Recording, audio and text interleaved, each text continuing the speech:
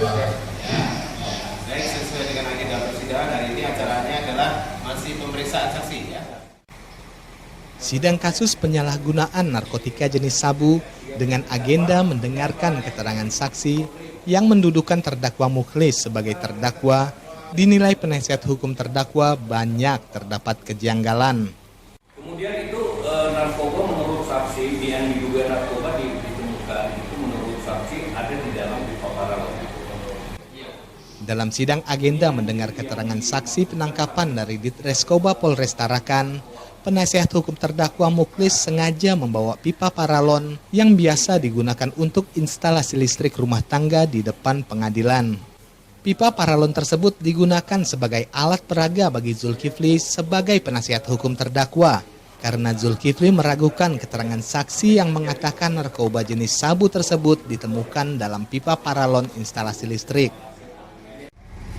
Barang yang diduga sabu-sabu itu ditemukan dalam pipa paralon seperti ini. Diameternya sangat kecil dan sulit untuk dideteksi. Ya. Jadi kita masih meragukan keterangan saksi yang mengatakan bahwa paralon itu sabu itu ditemukan dalam paralon sekecil ini. Masukkannya aja susah, apalagi ngeluarinnya.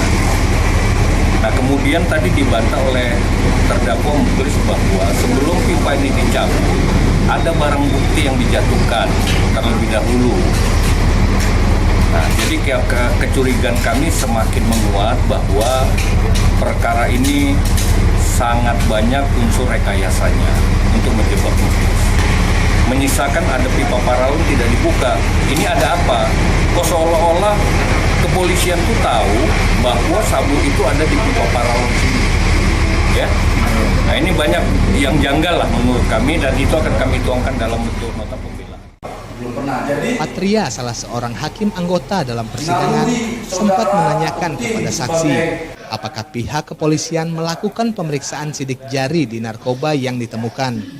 Karena hampir semua sidang perkara narkotika, terdakwa selalu tidak mengakui bahwa barang bukti tersebut adalah miliknya.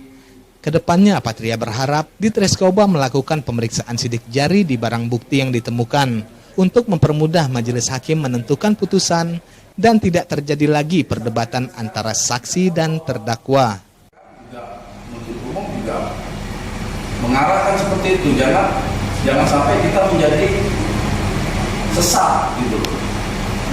Artinya kalau di situ dilihat sidik jari siapa, kayak perkara pembunuhan sidik jari siapa ini disalahkan begitu.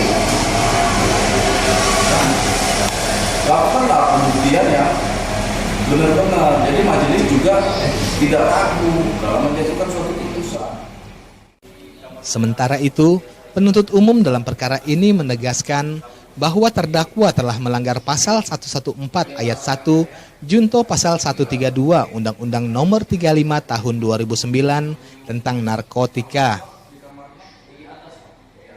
Saksi untuk terdakwa Mukhlis dan Isma tadi kita hadirkan dari pihak kepolisian sebagai penangkap.